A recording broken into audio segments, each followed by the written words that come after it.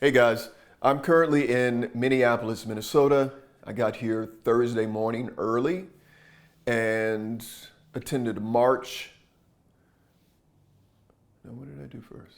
That's not what I did first. I did something first. I don't recall. Hi guys, I'm in Minneapolis, Minnesota, and first and foremost, I want to thank, and I'll just say first names here. People have asked me, the two people I'm about to mention don't care if I say their last names, but I'm saying first names from here on out if I have not, because people have been targeted, they've told me, so they're trying to stay safe.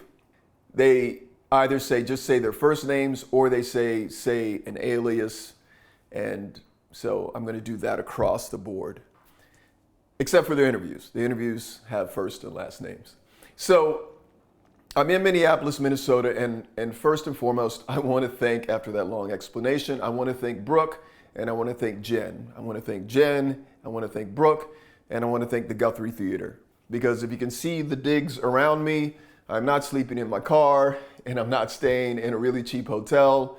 So Jen and Brooke and the Guthrie Theater have provided me with this place to stay, and it's amazing.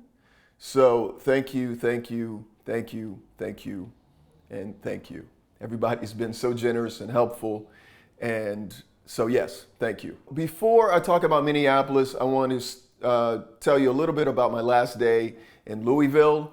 And there are two things that happened. One, I had a wonderful interview with a couple there in Minneapolis, Steve and Diana, and they were the couple that helped me prior to arriving in Louisville and helped me establish some connections and set up interviews for me. So thank you again to Steve and Diana, and you will see their interviews when the documentary is finished. They also told me about a church in their neighborhood, which I saw when I was driving to their home. And then they also talked about a statue that was taken down also in their neighborhood. So I visited both. The statue, they said, was removed very early in the morning to no fanfare or hoopla. They removed it, and he thinks they did that. He and Diana both, Steve and Diana both think they did that because, well, they didn't want any issues. They didn't want any, I guess, feedback from the removal of the Confederate statue, but it was removed. And also, there's a church, Highland Baptist Church. And I want to mention this church because, and I don't want you to think the church did this as a reaction to what happened to Ahmaud Arbery or Breonna Taylor or George Floyd. This church, and I researched this, has been doing this for decades. And they place crosses with people's names on it that have been killed by gun violence. And they've been doing this, again, for decades, 20 years. And so recently, they put crosses in the yard of the church, and they put the names of people that were victims of police brutality. I mean, it's really striking. It's striking that this church does this on a regular basis, unfortunately. And I just wanted to show you a little footage of that. One of the crosses is blank, and one of the crosses says unnamed. And you can fill in your name with the blank. I can fill in my name with the blank. I can fill in my son's name with the blank, my daughter's name with the blank. You know, don't forget, it was a great reminder that you should not forget that this can happen to you. This can happen to you. It can happen to you, it can happen to a friend, it can happen to a family member. This can happen to you.